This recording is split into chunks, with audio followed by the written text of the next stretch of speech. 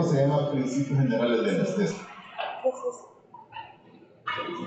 Y hemos incluido un par de apartados, ¿verdad? Que no vienen al caso, pero yo creo que les va a servir. La historia es bastante grande, así que son un par de cositas que voy a comentar también. Y simplemente teniendo en cuenta de la palabra anestesia. Ya desde este entonces, este par de señores ya se habían creado ese nombre, es el que se encontró en sus papiros. Vamos a decir que son 2500 años antes de Cristo. O sea, la anestesia no es algo nuevo. Hace poquito, quizás unos 20 años, se ha actualizado de algo nuevo y que eso ha creado menos riesgo durante el acto, es diferente, pero esto es desde la antigüedad, se hacía de diferentes maneras. An significa sí y anestesia, sensibilidad. Así es sencillo, sin sensibilidad, no iban a sentir nada. Igual que esta, la que tenían que por lo menos llamar 3 vigilantes, 2 auxiliares, no de enfermería, sino que de aquellos, los más fortachones que podían tener, para agarrar al pobre cristiano, y entraba una persona que no era médico o tenía la comida de médico, pero sí era un buen carnicero. ¿Por qué? Porque el procedimiento tenía que hacerlo lo más rápido posible, segundos, para que el paciente no sufriera tanto. Y siempre había alguien supervisando, así como aparece aquí en la figura. Desde hace tiempo se utilizan miles de cosas y no se ha llegado a un nivel óptimo de cómo supervisar un acto anestésico. Desde aquel entonces que aparecían los chinos, los indios, etc., los griegos que ocupaban opio, cannabis, marihuana, alcohol, belenio, amapola, etc., hacían hasta lechugas ocuparon. La lechuga tenía una tendencia a producir sueño. Ustedes la hacen en un té y lo ponen como una esponja saponífera y el paciente tiende a tener un poquito de hipnosis. Entonces, hicieron miles de pruebas, pero nunca alcanzaron el nivel deseado. Por lo tanto, había que recurrir a esta persona que era muy ágil, ¿verdad? El tiempo fue caminando, y hasta allá por el 1800 había unos individuos que trataban de divertir a la gente, darles payasos de aquellas historias. Ustedes ven con un montón de chonguitas, sombreros ridículos, etc. Estos tendían a autoflagelarse. Se cortaban, se metían agujas, no tenían dolor y estaban riendo siempre. Estos se habían descubierto un gas que hoy en día es el óxido nitroso. En aquel entonces se le conocía como el gas hilarante o el gas de la risa. De por sí les quitaba el dolor y se ponían a reír y se autoflagelaban. Un personaje que estuvo observando esto y empezó a utilizarlo médicamente, pero quien no tuvo mayores aulas. Hasta que este señor, un odontólogo, el señor Morton, allá por 1835-36, decidió hacer un experimento. Y él había conseguido cloroformo. Le aplicó al paciente, se durmió y le extrajeron su muerte. Y ahí empezó la anestesia como tal, en ese periodo. Poco a poco fue subiendo el nivel anestésico, pero tenía muchas complicaciones porque solamente un medicamento no va a producir anestesia. va a producir efectos hipnóticos y algunos analgésicos, pero no va a dar una anestesia como tal completa, ¿verdad?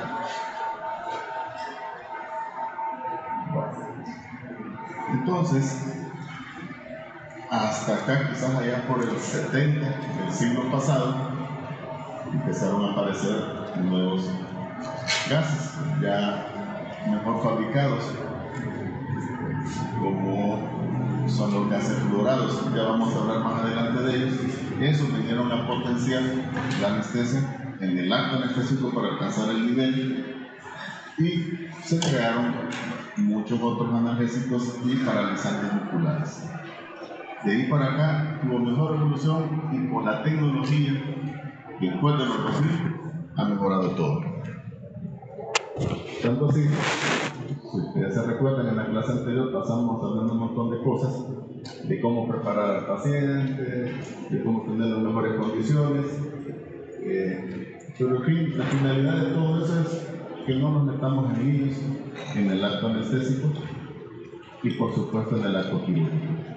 ¿Qué finalidades? Pues ya las que vamos a buscar con la evaluación anestésica y la premedicación. En la medicación preanestésica, pues sí vamos a obtener una sedación psíquica. La pueden conseguir con fármacos, como simplemente creando una muy buena empatía con el paciente, es decir, explicándole adecuadamente todo y tratando de, valga la redundancia, de explicarle que vamos a resolver su problema, ¿verdad? O, si no lo hacemos, si no lo logramos convencer, podemos sacar la maleta de medicamentos. Y acá entran específicamente más que todo lo que son las benzodiazepinas, o todo aquel medicamento que tiende a producir cierto grado de sedación, en el caso de los antihistamínicos, ¿sí? Hay algunos medicamentos antidepresivos, no todos, porque siempre nos traen problemas. La finalidad de todo esto, además de producir la sedación, es crear amnesia e indiferencia al médico. Y las benzodiazepinas son muy especiales en eso.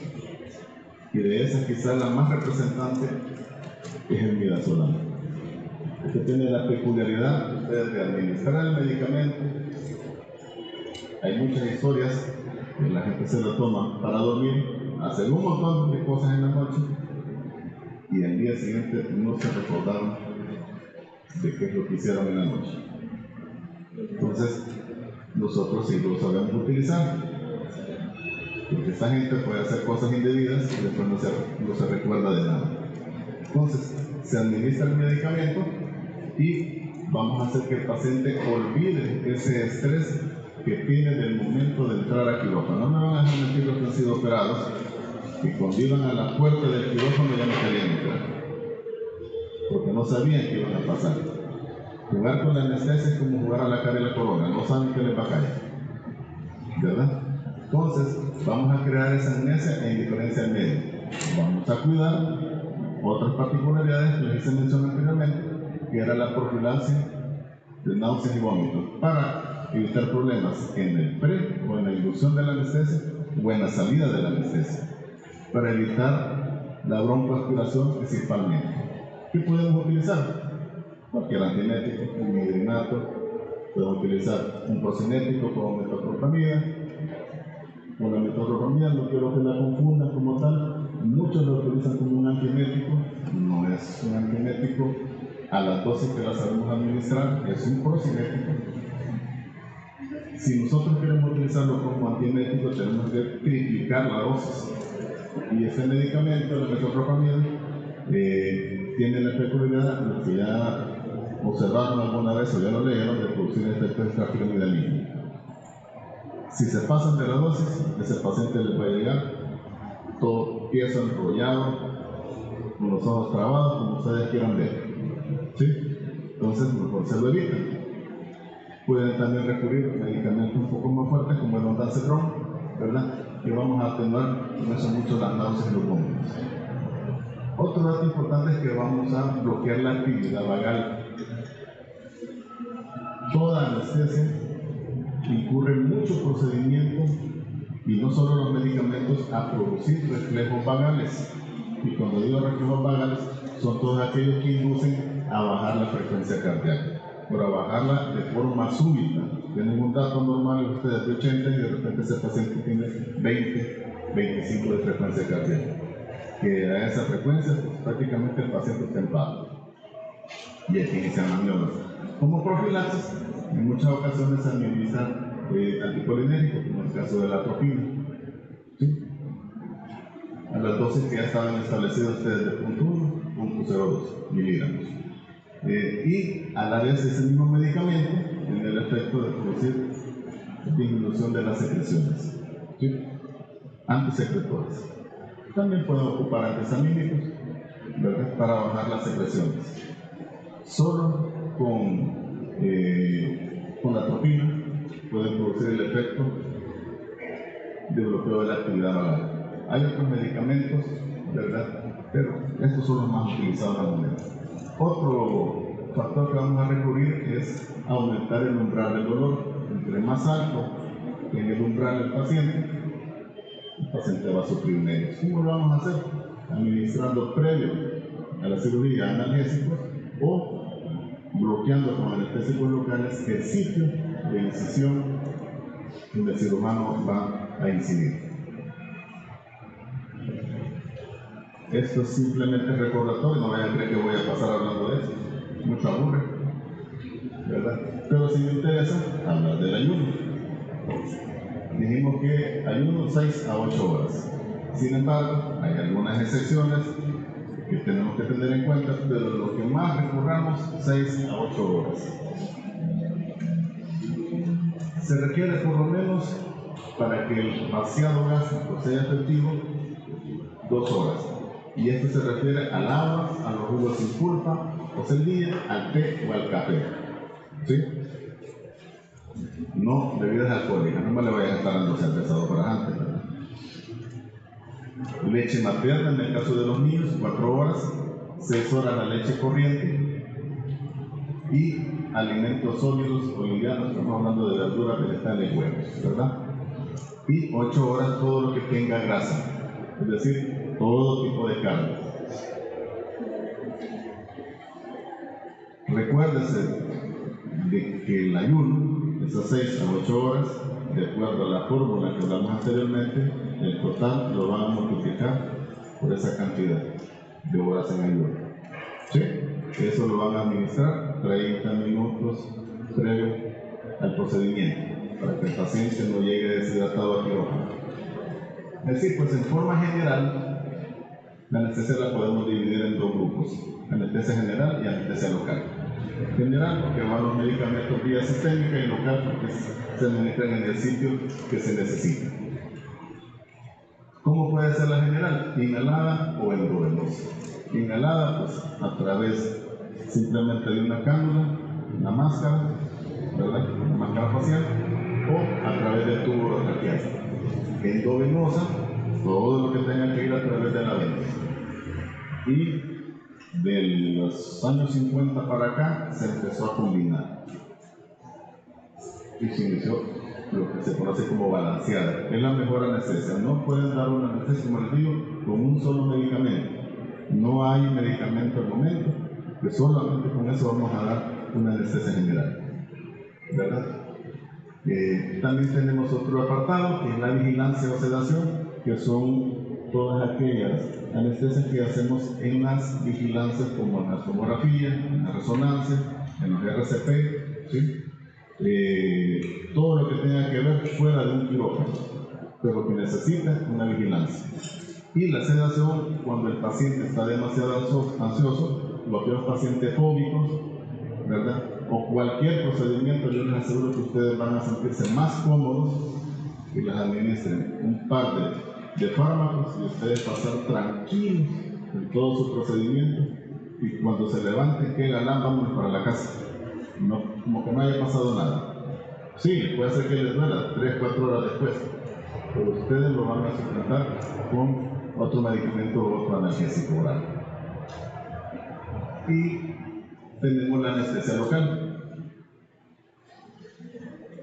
Y tenemos 2 tipos. cuando ya invadimos el canal raquídeo, que es el bloqueo neural, ¿verdad?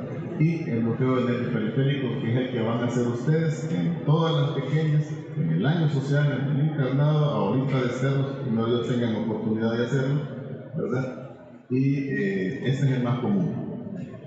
Este lo podemos subdividir en bloqueo subaracnoideo cuando entramos al canal y atravesamos la dura madre. Y este es el bloqueo epidural cuando nos quedamos antes de la dura madre. Este es el más amigo de todas las señoritas que pretenden un niño. ¿Por qué? Porque este es el que se administra para el parto sin dolor. Bloqueo del nervio periférico, como les decía, infiltración local o tópica. Esto es lo que hacen más frecuentemente los odontólogos. Aplican cremitas para que no sientan tanto ustedes el piquetito cuando van a administrar la anestesia. Después vamos a hablar de anestesia general.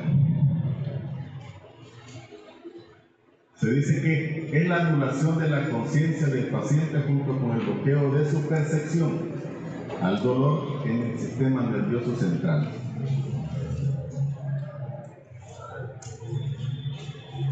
Se oye bien fácil, ¿no? Lástima que no se ve bien la foto, pero ahí tenemos la colega y con ese aparatal para que ustedes no tengan riesgo durante su acto quirúrgico. No es para asustarlos, sino que es para que vean que es más fácil dar anestesia. ¿Qué quiere decir dar anestesia? Es más fácil, ¿verdad? Entonces, allá podemos ver la máquina de anestesia, ¿verdad? Con su ventilador mecánico, que es un analizador de gases, el monitor de signos vitales, aquí tenemos las bombas con medicamentos, aquí están administrando estos medicamentos endovenosos, la famosa lechita que le mencioné, y aquí ya tenemos la doctora con su máscara facial, con un sello hermético de la vía aérea y su bolsa, ¿verdad? Está toda bañada, ¿verdad? Hay que acordarse que se puede dar anestesia no solo, sí, pero entre más manos hay, 1000 veces mejor va a ser. Hay un montón de planos para llegar al nivel óptimo de anestesia. Antes de empezar acá, quiero que tengan en cuenta que la doctorcita anteriormente, para hacer este procedimiento simplemente de poner la máscara, ya con hermeticidad, tuvo que haber preparado muchas cosas. Entre ellas, ya tiene que haber dejado su laringoscopio. El laringoscopio es el instrumento en el cual usted hace la instrumentalización de la vía aérea, ¿sí? Y introduce un tubo traqueal a través de las cuerdas vocales para que quede depositado en la laringe, ¿sí? Entonces, eso ya lo preparó, ya preparó todos los medicamentos, ya revisó que esas máquinas tuvieran oxígeno, ya revisó que todos esos signos vitales estuvieran funcionantes, lo que hacíamos mención anteriormente, ¿verdad? En la clase anterior, y hay que oxigenar a este paciente previamente para realizar la instrumentación. Todos tenemos una capacidad residual, si ustedes se recuerdan allá que 3 años atrás, cuando dieron los volúmenes pulmonares, había una capacidad residual funcional, una capacidad residual donde está llena de oxígeno y de óxido de nitrógeno. Entonces aquí la doctora ha introducido oxígeno al 100% para barrer todo el nitrógeno y que ese paciente tenga más duración si está respirando, porque aquí el paciente ya está paralizado. Aquí el poder de la vía aérea es nuestro, el paciente que está en nuestras manos.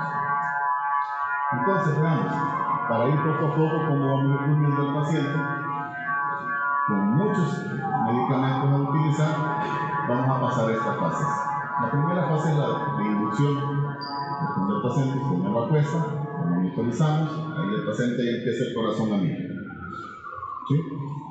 Ahí vienen ustedes con la benzodiazepina para que el paciente se tranquilice. Aquí no hay ningún otro tipo de cambio neurovegetativo. La pupila está normal, está respirando normal. La relajación muscular está ausente. Cuando yo me refiero a relajación muscular en anestesia, estoy hablando, no que ustedes, si estoy en la playa, relajado, tranquilo, no. Estoy hablando de parálisis muscular. Y aquí no hay parálisis. por eso se pone ausente. Las mucosas están normales, es decir, tienen buen color y los reflejos están presentes. Les pongo acá estos dos reflejos porque son los primeros reflejos que se pierden en el momento de la anestesia. Pasamos al 2 y esto lo vamos a hacer a medida vamos aumentando la dosis del medicamento, porque vamos gradual. No podemos ir de una sola vez porque los efectos depresores del sistema nervioso y cardíacos son más intensos, por lo tanto la anestesia hay que hacerla más despacio. Aquí ustedes ven, el paciente ya se empieza a dilatar las pupilas, la respiración es un tanto involuntaria de él, se la acompañamos nosotros, todavía relajación muscular, las mucosas siguen normal y los reflejos están presentes. Pero entramos a la etapa 3. Toda la etapa 3 es la etapa quirúrgica. De esta, el plano 3 es el principal en el que nosotros tenemos que mantener al paciente para un nivel óptimo de operarse. Entonces, en estas 3 vamos a ir viendo nosotros que la respiración se va a ir, ellos la van perdiendo y nosotros vamos tomando el control. Acá vamos a ir viendo que se va profundizando. En el dado caso que no tuviéramos nosotros el control, la respiración él la va perdiendo hasta llegar a un nivel prácticamente aberrante si nosotros no tuviéramos el control. La relajación se va aumentando, es decir, se va poniendo ausente, ligera, buena. Aquí es muy buena, es decir, el paciente a ningún estímulo responde. Prácticamente la coloración de todas las mucosas piel es la misma, sí ya se pierde el reflejo en el primer plano, si ustedes se fijan, ¿verdad? Y de ahí para allá no hay ningún tipo de reflejo, por lo tanto el paciente no tiene respuesta alguna de cómo sobrevivir. Si nosotros nos pasamos a esta fase, la fase de parálisis pulvar, ahí vamos a anular todos los centros, centro respiratorio, centro cardíaco y el paciente, en pocas palabras, lo vamos a someter a un coma que nos va a llevar a un paro cardíaco y lógicamente a muerte. Por lo tanto, aquí es cuando dicen, sí, se pasó de anestesia, pero como les digo, con los diferentes métodos de supervisión que tenemos ahora, es muy difícil que esto suceda. Y estos son los datos que tenemos. Esto quizás empezó más su máximo apogeo del 2000 para acá. Antes de esto, bueno, yo llegué en el 2000 a anestesia y de esto solo existía la saturación de oxígeno en algunos quirófanos. Solo había presión arterial y frecuencia cardíaca. No existía nada de eso. Y les aseguro que en muchos hospitales, a excepción de este año, creo que han dado muchos en algunos hospitales periféricos, no cuentan. ¿Sí? Si tienen la oportunidad, va a haber alguien todavía con un estetoscopio, con un descartable de sangre, allá a lo lejos, en la campanita del estetoscopio pegada en el tórax del paciente. Así trabajaban en aquellos entonces los licenciados de anestesia, que en ese entonces eran técnicos de anestesia. ¿Sí? Pero bien, para lo que nos interesa, según la CLASA, que es la Sociedad Latinoamericana de Anestesia, la monitorización básica de sala de operaciones tiene que ir como un BIS. El BIS, que es el índice biespectral. Simplemente es la medición de un electroencefalograma transoperatorio. Su valor normal va a ser entre 40 y 60. No se preocupen por estar anotando esos datos porque me interesa que lo sepan. ¿Sí? Si al que quiera ahondar más, que lo lea. Yo les voy a preguntar, como les digo, de las diapositivas. No voy a hacer otra pregunta más. De otro lado. Sí me interesa que lo oigan y lo conozcan. De 40 a 60 es el valor normal numéricamente hablando. A medida que ha ido evolucionando la revisión de estos aparatos, se ha llegado a constatar que ya no se necesita tanto el valor numérico como la lectura del electroencefalograma. Acá van a ver en el monitor, este es el índice. Acá vamos a ver el trazo del electroencefalograma y vamos a ver que las ondas empiezan a bajar. Estas son las que nos va a estar indicando que el paciente está dormido. Cuando se empiezan a ampliar y hacerse más grandes, que son las ondas alfa y beta, entonces el paciente se está despertando. Está pasando del valor promedio. ¿Sí? Entonces, con eso ya tenemos un indicio de que el paciente está en un rango óptimo para poder ser operado. Saturación de oxígeno ideal, pues tenemos que ver cómo está esa saturación de oxígeno del paciente. Eso nos va a dar una indicación de que todo el sistema cardiovascular está bien funcionante, arriba del 95%, presiones arteriales y frecuencia cardíaca en los valores que ustedes ya saben. Esos son los datos que tienen que entender. La frecuencia respiratoria es la que nosotros le pongamos al monitor, ¿sí? Perdón, al ventilador, ¿verdad? Y este último es las concentraciones de CO2. Este va a ser la cantidad de CO2 que el paciente esté regresando a través del tubo hacia la máquina. Hay un sensor que se llama capnografía y ese va a ser de 35 a 45. Si nosotros tenemos aumentado la cantidad de CO2 en el organismo, se va a vasodilatar todo el sistema. Si lo tenemos bajo, va a haber vasoconstricción. Estos dos efectos los vamos a ver reflejados a nivel cerebral. Si se vasodilata el cerebro, va a dar edema cerebral. Y el paciente va a terminar con delirio o desorientado en el postquirúrgico y se sale bien. Y lo mismo va a pasar si hay vasoconstricción cerebral. Si se baja, demasiado. ¿Verdad? Entonces, ¿qué objetivos tenemos que tener para dormir a un paciente? El primero va a ser hipnosis, es decir, producir sueño, ¿verdad? Vamos a tener, no se alcanza a ver, pero es amnesia. A nadie le interesa saber qué le hicieron en su cirugía. Más tal vez en reportes, pero qué es lo que pasó en su cirugía, a nadie le interesa. ¿Sí? Entonces hay que procurar que ese paciente no tenga ningún recuerdo. No que le diga, doctor, qué chivo estuvo el chiste que estuvo contando en la cirugía, ¿verdad? Así no se vale, ¿verdad? Analgesia, a nadie le interesa sufrir. La relajación muscular, hablamos parálisis muscular. Los medicamentos que utilizamos son todos derivados del curare. De aquellos que ocupaban los inditos en las selvas del Brasil para matar a los franceses y a los españoles que llegaron paralizados y se morían. Que esos mismos son los que utilizamos, nada más que modificados. Y con estos 4 objetivos vamos a hacer el bloqueo de la reserva adrenérgica. Esta que es la más problemática de todas, porque es la que se va a comportar idiosincráticamente en el paciente. Ustedes pueden preparar al paciente lo mejor que se pueda,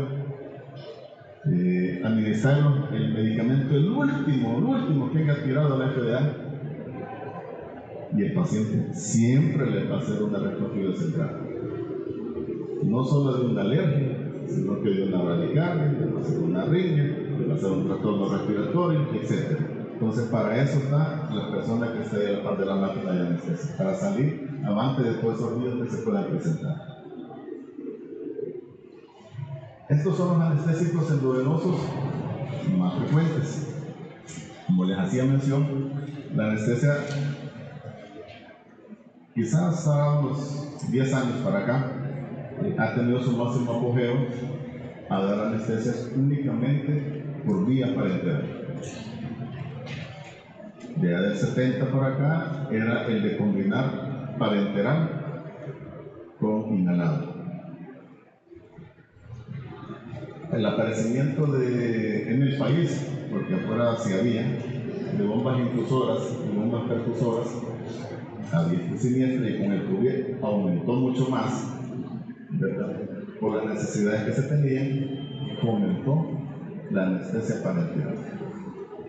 Y hoy en día el apodo es TIVA, anestesia total intravenosa, PCI, Target Control Infusion, porque todo va trabajado en base a niveles éticos de cada uno de ustedes, en base a su peso, en base a su talla, ¿sí? En base a su clarence.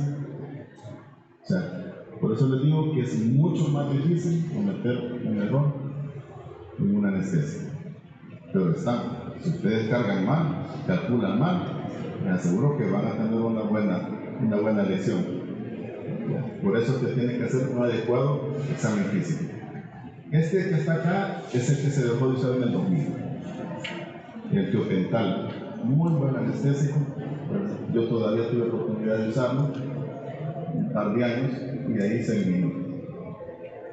Este es un anticonvulsivante, ¿verdad?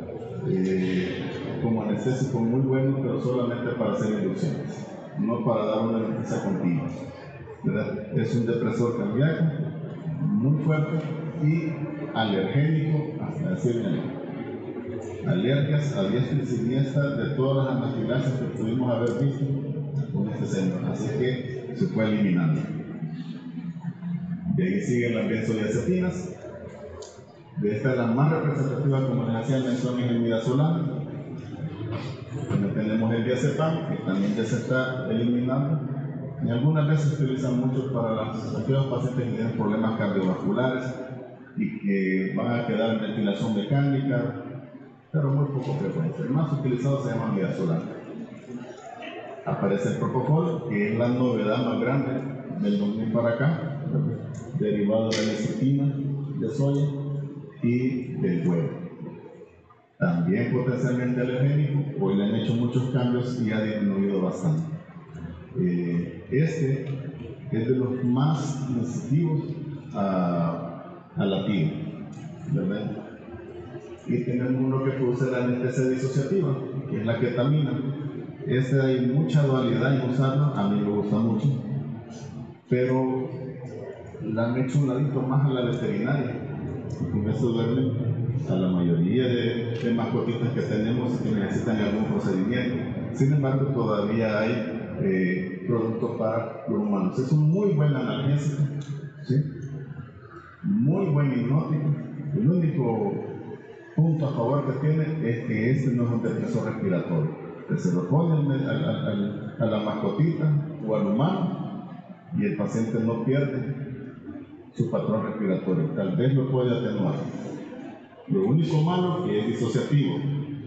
Van a ver, si es religioso, le van a decir que vio hasta el último santo, y si es maleo, le va a decir que vio al diablo a la par, ¿verdad?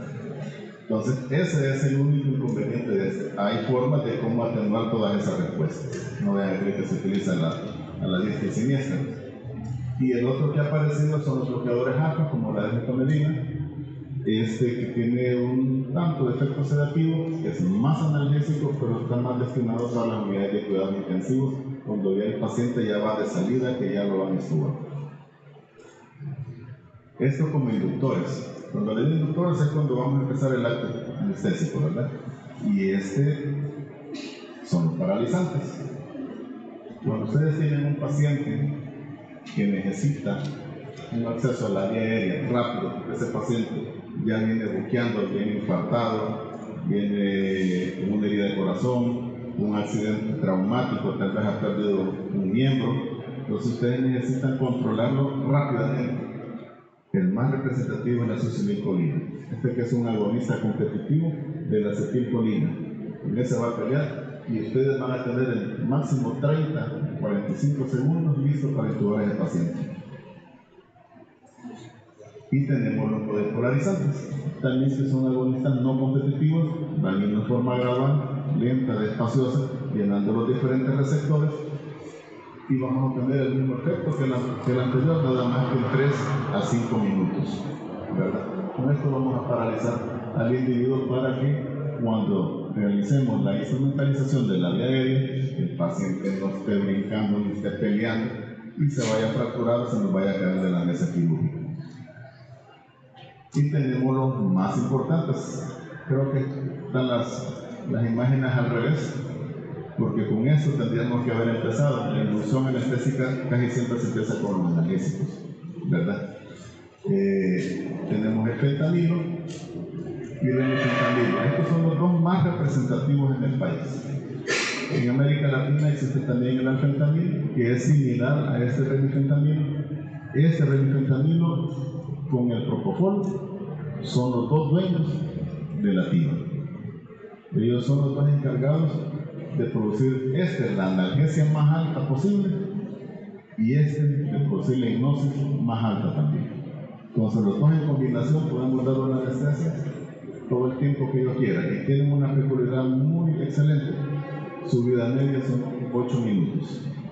Apagamos la bomba y en 8 minutos el paciente está así como están ahorita sentados, está totalmente despierto, ¿verdad? Y para el postoperatorio tenemos estos dos. Se utiliza mucho la morfina, que es el analgésico más potente, ¿verdad? Y la meperidina, que tiene un 50% por decir así de analgesia y el otro 50% de sedación.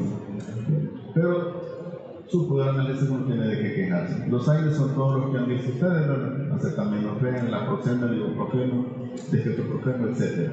Entonces, con todos estos logramos hacer los 5 objetivos y atenuar la descarga neurovegetativa que pudiéramos tener.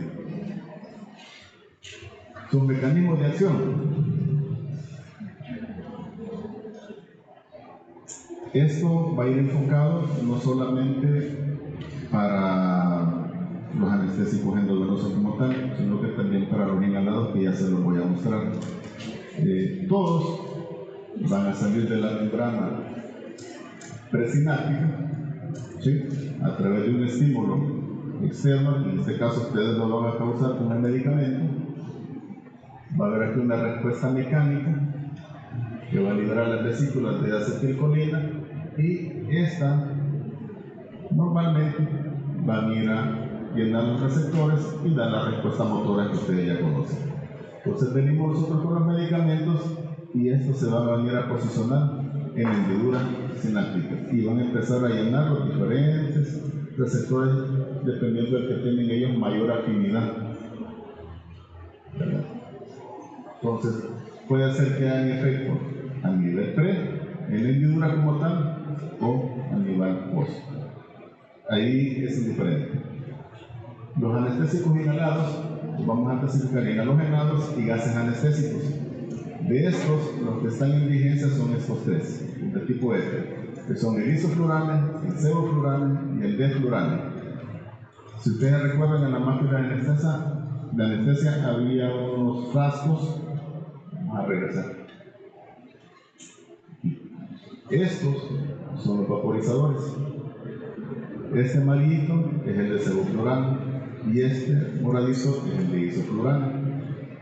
Esos son los más utilizados ya últimamente en el país. El de mejor calidad es el sevoflurane, ¿verdad? El isoflurane es el de menor costo y es el que más abunda en los hospitales periféricos, ¿verdad? El único problema que tiene es que es bien irritante de la vía aérea. Puede llegar con una microespasmo, un broncoespasmo al paciente, ¿verdad? Este último, el deflurane, acá solo vino en muestra a inicios del 2000. Es muy caro, necesita conectarse aparte eléctricamente y no les pareció mucho porque es igual que el remifentanil. Es suspendiendo el gas inhalado y el paciente está despierto. Entonces, había muchos problemas postoperatorios porque no había una analgesia adecuada. Entonces, los anestesiólogos de ese tiempo lo suspendieron, ¿verdad? No porque son muy buena anestesia. De ahí todos los demás son historia, ¿verdad? La lotane, el cloroformo, cloretido, el tricloretileno. Eso es todo en historia. Al igual que el orgánico de los gases anestésicos, y el único que ha quedado es el inorgánico, que es el óxido nitroso, es el mismo viejito del gas hilarante. Hoy ha quedado en ciertas clínicas de algunos odontólogos, porque ellos lo siguen ocupando como analgesia, ¿verdad?, para la intervención quirúrgica odontológica, ¿verdad? Ahí están las imágenes, como decía mención. Este es otro gas, que era el influrane. Este se echó porque era demasiado tóxico a nivel renal. Entonces los pacientes entraban en insuficiencia renal y no sabían por qué, ¿verdad? Estos son los 3 que hemos estado hablando. Esos son los diferentes receptores, son un montón. No vamos a hablar de cada uno porque es una película bien grande, ¿verdad? Pero sí tienen que ver, si se fijan bien, en los mismos receptores van a hacer efecto ambos.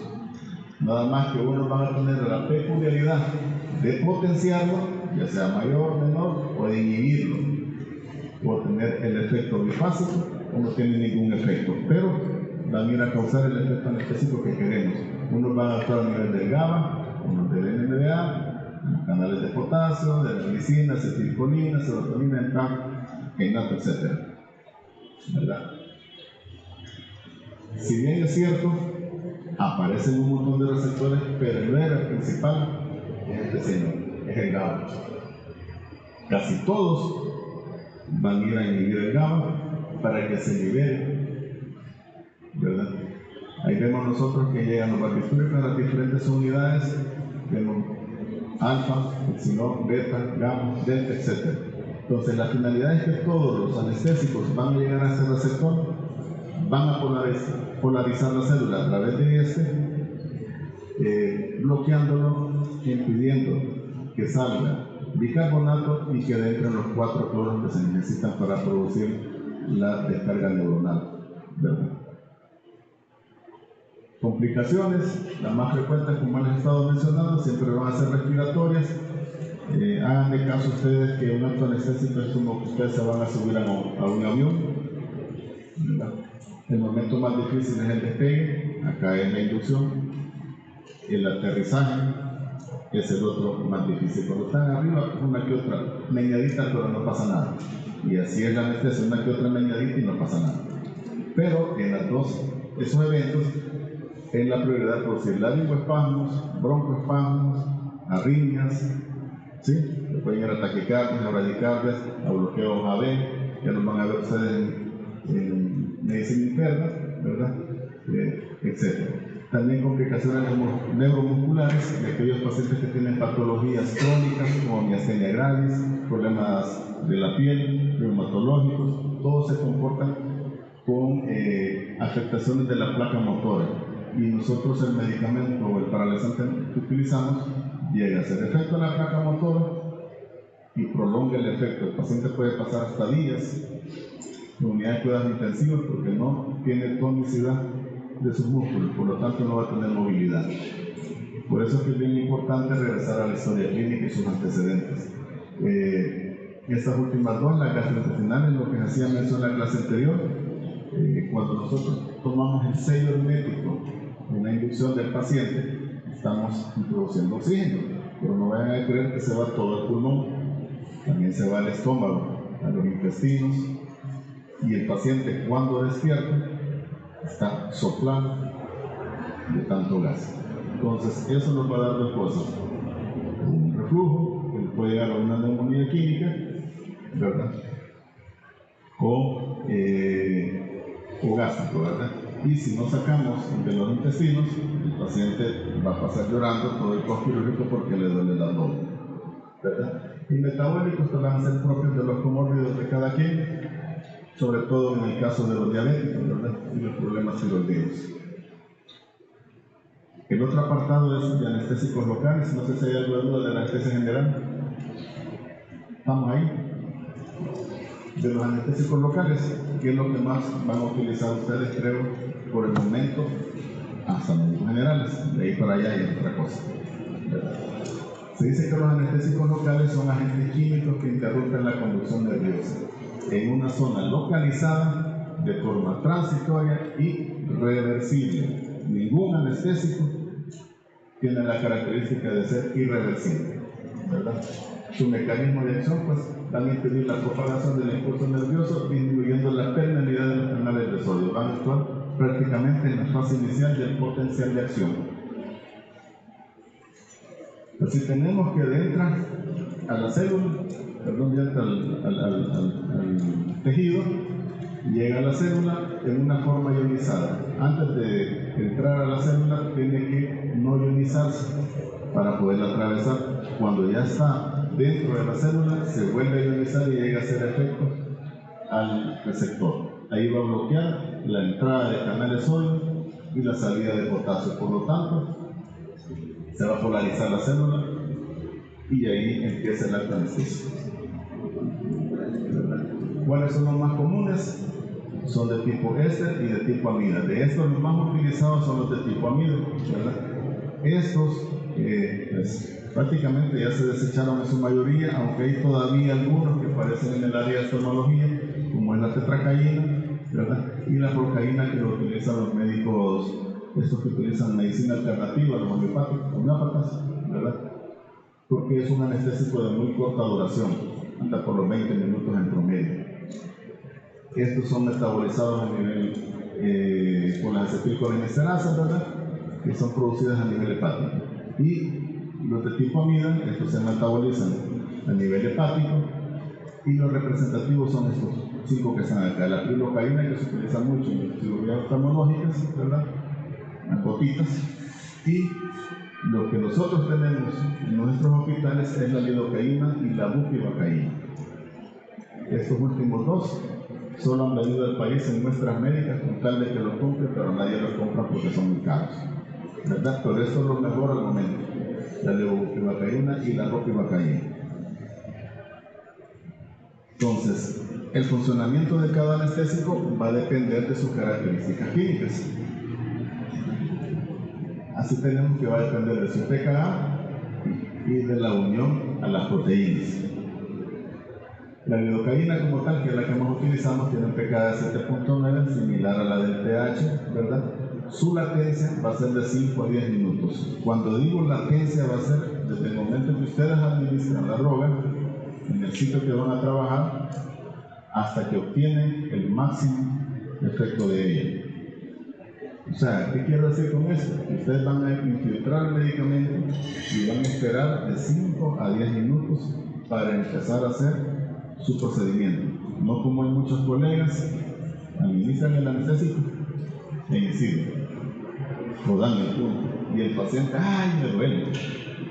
Entonces, no hay que perder el tiempo regañando al paciente, dejate, ya va a pasar, ya se te va a quitar, sino que mejor ustedes preparen su área, administren su medicamento y preparen su área para que estén más cómodos lo que van a trabajar. Y así permiten ustedes que pase el tiempo para darle chance al medicamento que haga su efecto. Ahora bien, la duración de esto va a depender de la afinidad que tenga a las proteínas, específicamente a la albúmina. Su duración va a ser de 1 a 2 horas por esto, ¿verdad? Y no tiene bloqueo diferencial. Cuando hablamos de bloqueo diferencial, van a ser aquellos anestésicos que bloquean tanto temperatura como sensibilidad. ¿Sí? Mepivacaína es un producto también que se dejó de usar allá por los 80, sin embargo en los libros todavía aparece. La ropivacaína, 8.1, la latencia es de 5 a 10, se une el 95% de las proteínas y miren, aumentó la vida media por eso, de 2.5 a 4.5. Bupivacaína, que es la que tenemos nosotros, esta es más prolongada. Esta es de 20 a 30 minutos la latencia. Van a entrar a quirófanos ustedes y van a ver que le dice el cirujano, el ortopeda, quien sea, el anestesiólogo, podemos ya. Y eran como 2 o 3 minutos y miren el tiempo que hay que esperar. ¿Sí? Entonces hay que hablar siempre con conocimiento, ¿verdad? Se unen 150 las proteínas, 3 a 6 horas de analgesia y de anestesiadas. O sea, muy buen producto. Por eso que sigue persistente. Si se fijan bien, la levobupivacaína 8.1, de 10 a 15 la latencia, 150, 3 a 6 horas. Y estas 3 sí tienen bloqueo diferencial. ¿Sí? Con eso ustedes van a perder el control de la temperatura. ¿Sí? Muchos pacientes van a llegar a la unidad de recuperación y con frío exagerado, porque perdieron el centro de regulación. Eso pasa mucho más en la anestesia general. ¿Sí? Todos tienden a perder el control de la temperatura. Y llegan con un frío exagerado. Le ponen usted todas las noches que quieren, no se le va a quitar. ¿Verdad? Estas son las diferentes formas de administrar el medicamento, ¿verdad? Como les decía, de los odontólogos en spray o los que hacen endoscopías, ¿verdad? Aquí es intralesional. Esta es la epidural, lo que les hacía mención, que atravesamos la piel y llegamos hasta el ligamento octavo amarillo. Y aquí este espacio no existe, es virtual, entonces nosotros lo creamos y aquí se deposita el medicamento. Nunca rompemos la dura madre. A diferente de lo que mencioné como anestesia raquídea o anestesia subaracnoidea, ¿verdad? Aquí entramos con la aguja, rompemos el canal, la dura madre y depositamos el medicamento. Las diferencias entre la epidural y la subaracnoidea es que en la subaracnoidea vamos a tener un bloqueo motor completo. en la otra no, el paciente puede movilizar sus piernas, porque solo ha bañado las raíces nerviosas que salieron del asta dorsal y no bloqueamos la médula espinal como tal. Y tenemos el uso de estímulos en bloqueos regionales. Este aparatito es un buscador de nervios con mini impulsos eléctricos. Buscamos la raíz nerviosa, ¿verdad? O el cordón. Una vez identificado, depositamos el medicamento en la estructura que nosotros queremos, ¿verdad? Ese es muy utilizado en el área algológica y en el área de ortopedia, por la finalidad de que obtenemos analgesias muy prolongadas. Hay bloqueos que nos pueden durar 36, 48 horas con el paciente sin dolor en el miembro, ¿verdad? Entonces, muy bien utilizado. Estas son las dosis severas, ¿sí?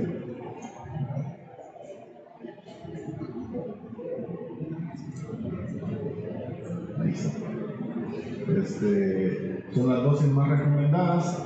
Esto va a depender la dosis, a aumentarla o a disminuirla dependiendo si agregamos o no vasopresores. El vasopresor más utilizado es la adrenalina, ¿verdad? Esto nos va a tender a aumentar la latencia, es decir, si nos tardamos de 5 a 10 minutos en que pegar el anestésico, vamos a esperar un poquito más. Si el anestésico tardaba de 1 a 2 horas en duración, va a durar de 2 a 4 horas, ¿verdad? Siempre se prolonga más. Y las dosis recomendadas van a ser sin adrenalina, como dosis máxima 4 miligramos por kilo, la dosis es mayor de 7 miligramos por kilo. Hay textos que les van a poner hasta 10 miligramos por kilo.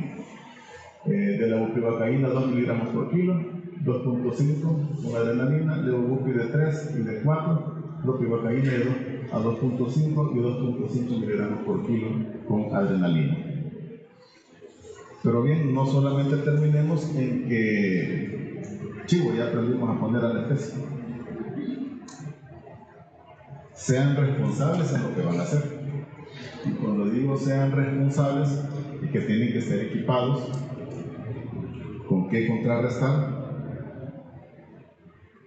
una complicación, un efecto secundario, un efecto adverso, porque lo primero que les va a decir un paciente va a ser: doctor, fíjese que siento un zumbido de oídos, se me adormecen los labios, o siento un saborcito metálico, quizás ya me llegó el medicamento, así como le ponen una benzatínica y usted así sienten amarguita la boca.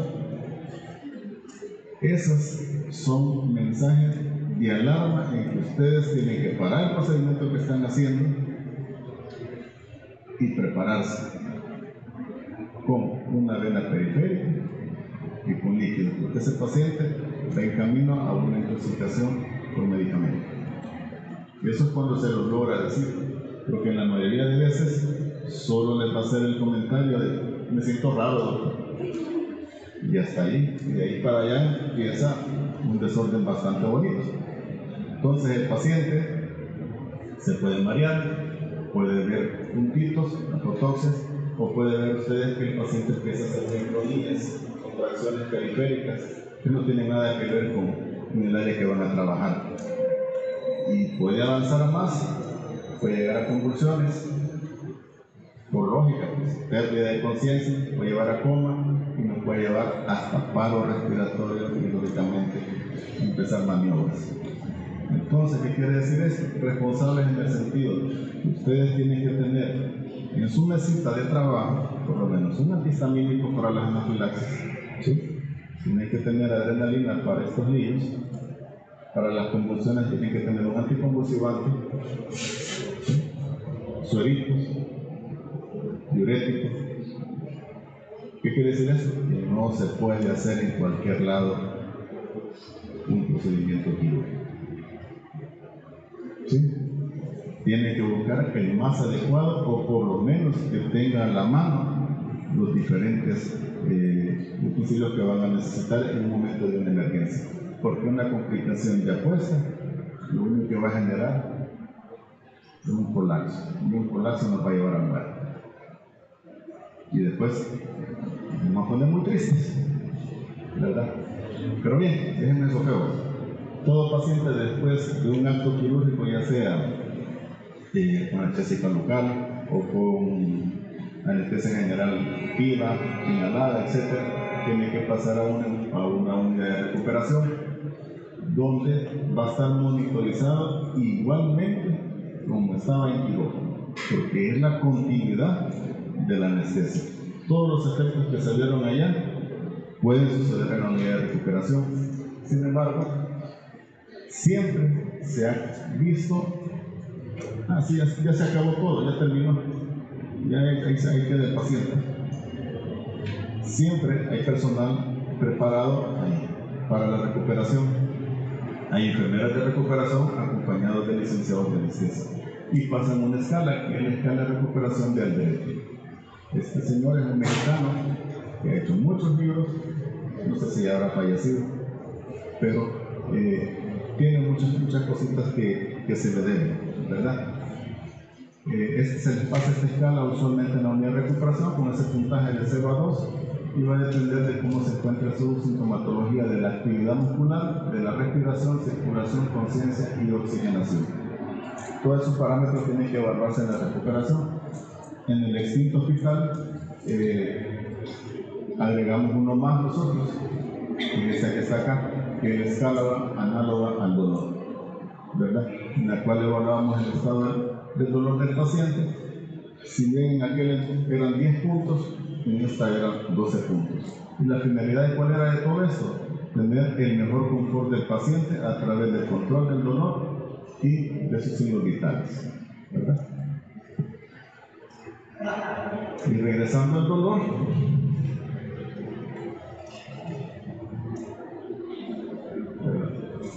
otro apartado más. Voy bastante superficial, por eso es bastante largo, por lo menos quiero que abarquen todo. Dolor es la causa más frecuente de dolor. Y según la Asociación Internacional para el Estudio del Dolor, se considera que es una experiencia sensitiva y emocional desagradable asociada a una lesión funcional real o potencial, ¿verdad? Hay formas de cómo clasificarlo. Esta es la forma más sencilla. No quiero que se metan ni tanto, a menos que vayan a ser algólogos después, ¿verdad? Porque todavía eso es una especialidad arriba de la especie, tiene que ser 2 años más de dolor y es un área bastante amplia. Entonces acá está la más sencilla en cuanto a temporalidad, y va a ser en cuanto a cuánto tiempo dura el dolor. Va a ser agudo hasta los 3 meses. Después de 3 meses se considera dolor crónico. En cuanto a la localización, pues va a ser somático, se tiene que ver sobre todo con todo lo que es el sistema músculo esquelético, y visceral, pues, que no tiene que ver un órgano. Y por último, lo vamos a clasificar de dónde se origina. Este va a ser captado, el nociceptivo va a ser captado por las terminales nerviosas. En todo el cuerpo es el tipo de dolor más común. Prácticamente tiene que ver de todos los nervios periféricos. Y tenemos el neuropático, que es el dolor degenerado directamente en el sistema nervioso central a causa de un daño a la neurona. Y se va a referir pues a cualquiera de todos estos dolores que fueron maltratados. Cuando digo maltratados, no insultados, ¿verdad? Sino que les dieron un mal control o seguimiento. Por ejemplo, los pacientes que tienen radiculopatías y no fue tratada nunca, esa compresión que está haciendo sobre el nervio lo va a desmielinizar, y esa desmielinizada va a dañar el axón. Eso jamás se va a recuperar y ese paciente se va a morir con dolor. Entonces ese es el tipo de dolor neuropático. Esto creo que ya lo vieron ustedes en fisiología, pero se los traigo a recuerdo, ¿verdad? Y en la forma en cómo el dolor viaja hasta el cerebro y cómo viene de regreso. Por la vía aferente, pues aquí tenemos un estímulo doloroso, ¿verdad? Que se transfiere a través de los axones, pasa por la primera neurona y llegamos al asta dorsal. Allí hace una decusación en las láminas de Rexon entre la 2 y la 5, y hace un efecto de modulación y sube por el tracto espinotalámico lateral hasta llegar al tálamo. De ahí se va hacia la corteza, donde se hace una percepción del dolor y se envía el impulso nuevamente por la vía diferente para llegar al sitio donde le dicen, sí, quítate que te estás quemando, ¿verdad? Ahí ven usted todavía los corpúsculos de Meissner y de Pacini, si se recuerdan, ¿verdad? Lo importante acá es que en el sitio de transducción podemos utilizar AINES, opioides y anestésicos locales para atenuar el dolor. En el de transmisión solo podemos utilizar anestésicos locales y agonistas alfa-2. Entre los agonistas alfa-2 el que más se utiliza es la clonidina, ¿verdad? Aquí entraría aquel otro que mencionamos, la demetonidina, ¿verdad? Y acá en la modulación podemos utilizar anestésicos locales, agonistas alfa-2, los antagonistas, los derivados del NMDA, como la ketamina disociativa, ¿verdad? Y todos los AINES. Y a nivel talámico, pues vamos a utilizar todos aquellos medicamentos que se utilizan para anestesia general, los opioides principalmente y los agonistas alfa-2. Y esta es la escala, para los que no la conocían, la escala basal análoga al dolor o escala de la intensidad del dolor. Tiene caritas porque esta es para el área pediátrica. Un niño no le va a decir el número, pero sí le va a decir caritas como están. Y este es para nosotros, va a ser que no hay dolor, leve, moderado, severo e insoportable, de acuerdo al puntaje que ustedes le ganan, ¿verdad? Y también creo que ya lo conocían, en la escala analgésica de la OMS, en base a esto tenemos que tratar el dolor. No nos saltemos tanto, porque si nos saltamos, el dolor va a costar todavía darle un mejor tratamiento. En la escala 1, pues tenemos los analgésicos no opioides, ¿verdad? Como el paracetamol, los AINES y el metamizol, y los coanalgésicos. En los coanalgésicos, los más utilizados pues, son los antidepresivos como la nitroglicerina, ¿verdad? También tenemos la carbamazepina, tenemos los anticonvulsivantes como la gabapentina también, ¿verdad? Hay infinidad de medicamentos. Entonces, en el escalón 2 vamos a sumar este 1 más opioides débiles. ¿Cuáles? La codeína y el tramadol, estos que son sintéticos, ¿verdad? Vamos a unir, para el escalón 3, vamos a unir el escalón 2 y 1 y le vamos a agregar los opioides potentes: morfina, oxicodona, fentanilo, metadona y buprenorfina. Y cuando el dolor ya no sea controlable con esto, le vamos a hablar al alcohol. ¿Por qué? Porque vamos a utilizar todas las técnicas invasivas, ya sea bloqueo de ganglios, ¿sí? Bloqueo de periféricos, pero ya con alcohol, no con anestésicos como tal, ¿verdad? O con fenoles. Bueno, eso es todo. ¿Hay alguna duda?